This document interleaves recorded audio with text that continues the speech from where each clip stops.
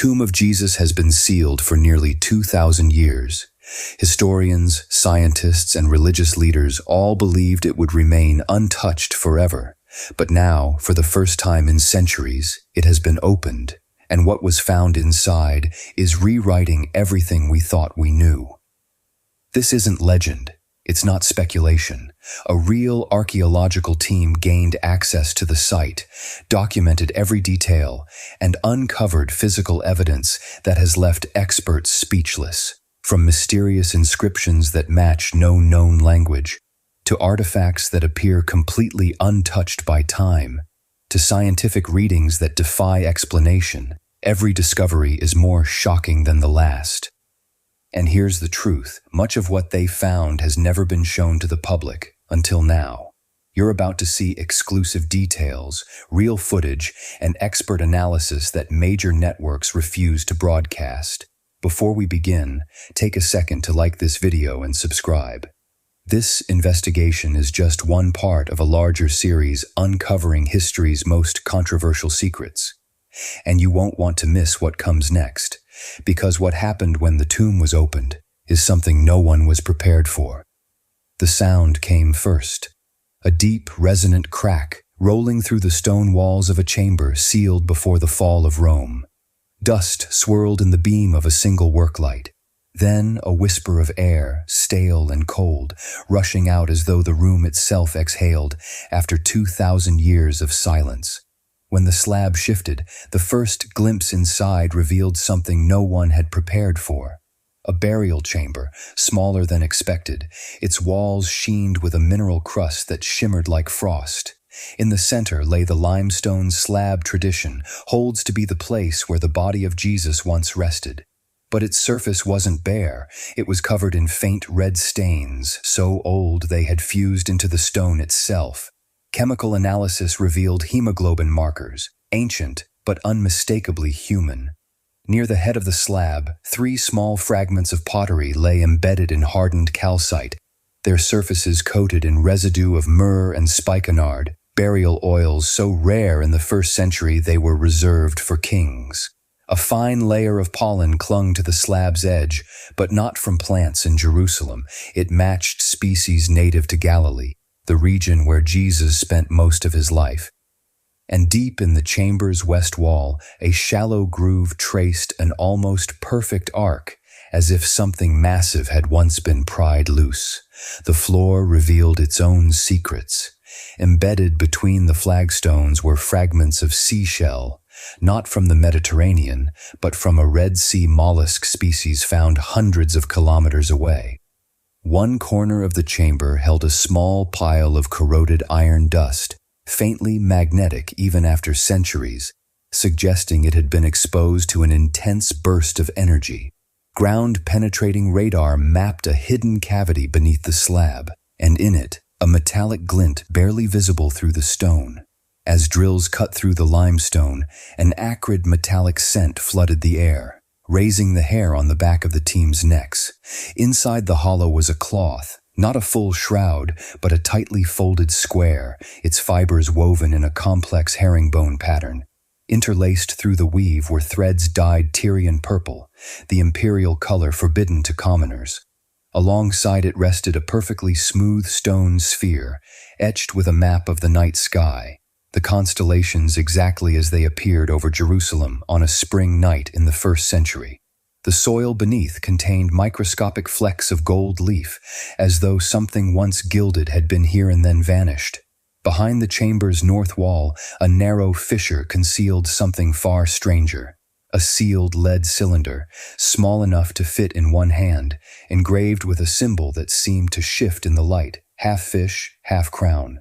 The metal bore fine scorch marks, yet it was warm to the touch, as if it held its own heat. X-ray imaging revealed a tightly rolled sheet of hammered silver inside, inscribed with characters so small they were invisible to the naked eye. The isotopic signature of the silver matched ancient mines in Tarsus, the same city where Paul the Apostle was born.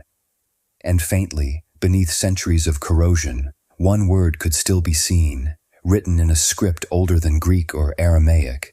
The cylinder resisted every tool they tried, until a micro-laser, normally reserved for delicate artifact restoration, sliced through the seal with a hiss of vapor. Warm air escaped, carrying a scent like burnt cedar and salt. The silver sheet inside uncoiled with surprising speed, releasing a faint crackle as though static clung to it after centuries in the dark. Across its surface ran a pattern of characters no one could place, neither Hebrew, Greek, nor Latin. Linguists noted certain curves matched early Nabatean script, while others bore the angular precision of Proto-Coptic inscriptions. In one corner, a small diagram resembled the plan of the Church of the Holy Sepulchre itself, but marked with a chamber absent from any current map. Along the lower edge, a series of dots and lines mirrored the Pleiades star cluster. Microscopic analysis revealed faint traces of gold leaf worked into the etching, as though the message had once been illuminated under firelight. And between two lines of text, almost hidden in the tarnish, a single shape emerged. A cross, tilted 45 degrees, its arms ending not in points, but in flames. Before anyone could speak, the ground vibrated, not a quake, but a low, thrumming pulse that seemed to rise from beneath the slab. Instruments detected a subtle electromagnetic spike inside the chamber, concentrated directly under the burial site. Excavation halted, sensors repositioned, and that's when a second cavity revealed itself, far deeper than the first. Probing cameras showed smooth, polished stone walls that reflected light like glass. On the floor of this hidden space lay an object no one expected.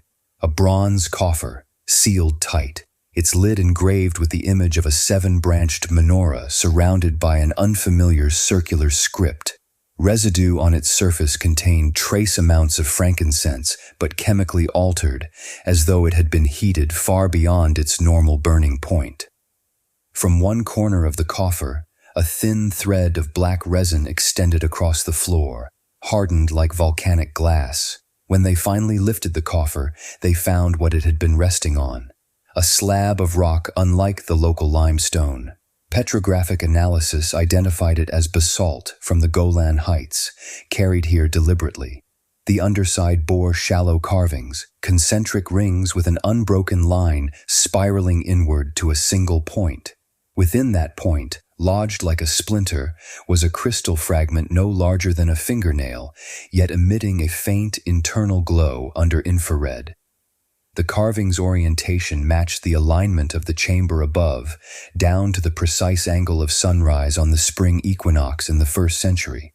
And embedded in the basalt's edge were tiny flecks of bone, too small to identify by sight, but ancient enough that even the lab technicians handling them hesitated. As the analysis unfolded, one of the team members noticed something on the chamber's eastern wall. A faint rectangular outline, barely visible under centuries of grime.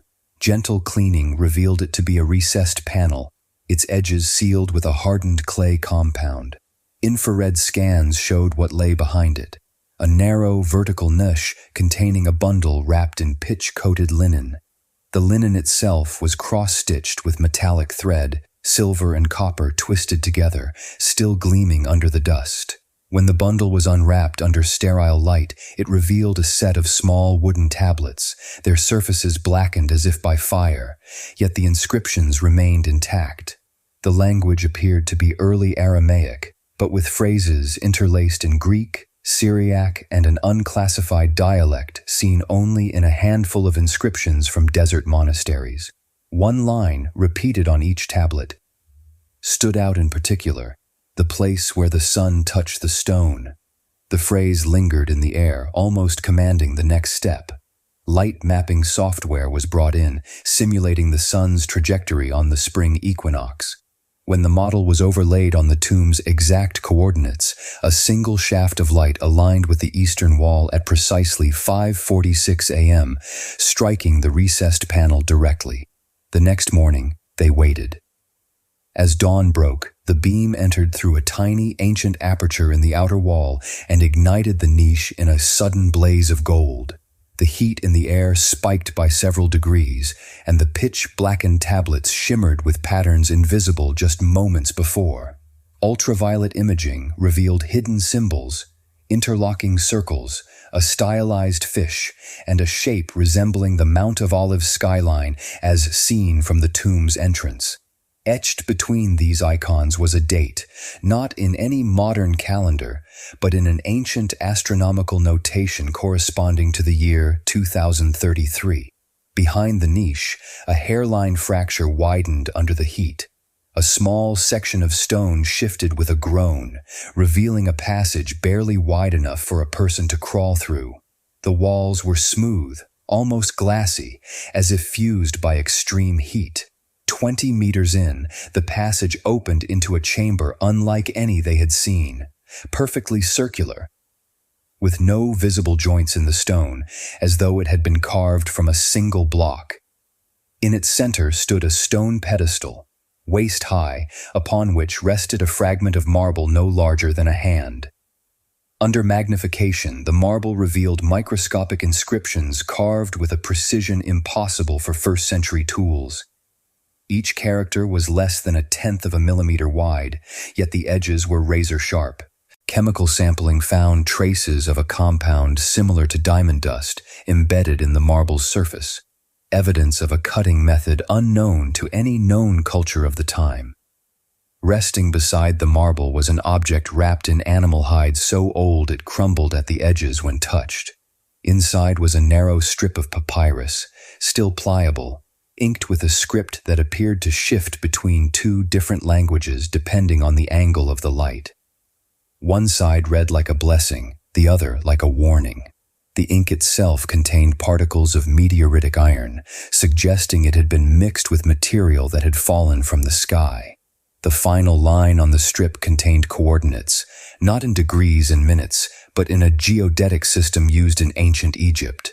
When converted, the point lay beneath the waters of the Dead Sea, directly over a submerged ridge that had never been explored. Back in the circular chamber, another anomaly surfaced. A thin crack in the floor emitted a faint hum, too high-pitched for most human ears but strong enough to register on recording equipment.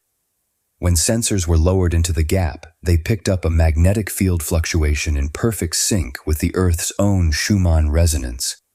And then, without warning, the pedestal itself shifted a few millimeters, releasing a sound like grinding stone mixed with a deep metallic clang. Hidden beneath was a second cavity, containing a cylindrical crystal unlike anything the team had ever seen. Flawless, transparent, and filled with a single suspended droplet of red liquid that did not move, even when the crystal was tilted. Under laser analysis, the droplet reflected a fractal pattern identical to the floor carving in the tomb above. Along the base of the crystal was a single engraving in ancient Greek. "When this moves, so will the world." As the inscription caught the light, a subtle vibration rippled through the chamber floor, faint, yet sharp enough to send a shiver up every spine. The suspended droplet quivered once, then stilled again, as if answering to something far beyond the tomb. From somewhere deep below, a low metallic note rose upward, sustained and hollow, like a bell tolling in a place where no bell should exist. Instruments spiked, air pressure dipped, electromagnetic readings surged, and for a brief 2 seconds, every digital watch in the team's possession froze at exactly 5:46 a.m. The crystal was lifted under containment protocols, revealing a thin channel carved directly into the pedestal. It wasn't empty. It contained a rolled strip of beaten copper, etched with a relief so fine it resembled a photograph. Under magnification, the image showed the interior of another chamber. This one filled floor to ceiling with rows of stone tablets. On each tablet, the same figure was carved. A man with outstretched arms, flanked by what appeared to be pillars of fire. The copper bore no signs of oxidation despite its age, and the isotopic signature suggested the metal had been purified using a process unknown even to modern metallurgy. Along the strip's edge was a sequence of dots and lines which, when cross-referenced, matched an ancient system of lunar notation pointing to a date just 11 years from now. As the team debated the meaning, a sharp, metallic scent flooded the air. The crystal, still sealed, had grown warmer to the touch, its droplet now pulsing faintly. The hum from below deepened, and with it came a sound no one expected, a distinct, rhythmic knock like deliberate tapping on stone. The frequency matched a pattern logged in deep-sea acoustic surveys, the same pattern recorded near submerged ruins in the Mediterranean that some historians claim predate known civilization. Laser scanning of the pedestal's underside revealed a hollow conduit leading away from the tomb, vanishing into bedrock toward the east. When a microdrone was sent inside, its camera transmitted a fleeting image before the signal cut, the unmistakable outline of a human handprint, pressed into the stone from within. Above ground, the situation shifted. Without public announcement, unmarked vehicles began arriving at the church complex. Satellite data later revealed that within 24 hours, the building was surrounded by a perimeter of signal jamming equipment. In the chaos, a fragment of the copper strip was smuggled out by one of the researchers. Under spectral analysis, the fragment's surface revealed an image invisible to the naked eye, a map of the Levant overlaid with an intricate web of intersecting lines, all converging on a single point in Jerusalem, but not at the tomb. That location, when plotted, fell directly beneath the foundations of an older, hidden structure no longer marked on any official registry. In the corner of the image, in script so small it could fit within the space of a fingernail, were 3 words in ancient Greek, "Not the first." The crystal was sealed in a lead-lined case for transport, but moments before it was moved, a beam of early sunlight pierced the chamber through the same aperture that had revealed the tablets. The droplet inside flared bright enough to illuminate the stone walls in a blood-red glow. Shadows rippled across the carvings, and for a breathless instant, the figures on the copper strip seemed to move, their arms raising in unison toward the ceiling. No one spoke, not even when the hum stopped abruptly, leaving a silence so complete it felt physical. And then, without warning, the droplet began to fall. It struck the base of the crystal with a sound far louder than its size should have allowed, reverberating through the chamber and out into the world above. Somewhere, far from Jerusalem, seismic monitors registered a pulse. In the same instant, satellites captured a flash of light from beneath the waters of the Dead Sea. And in the church above, the beam of sunlight shifted, striking a section of wall no one had noticed before, revealing, for the briefest moment, the outline of another sealed doorway. If this moment left you with more questions than answers, good. Some doors aren't meant to be opened until the time comes. If you want to be here when that next seal breaks, make sure you're watching. Subscribe, turn on notifications, and remember, the story isn't finished.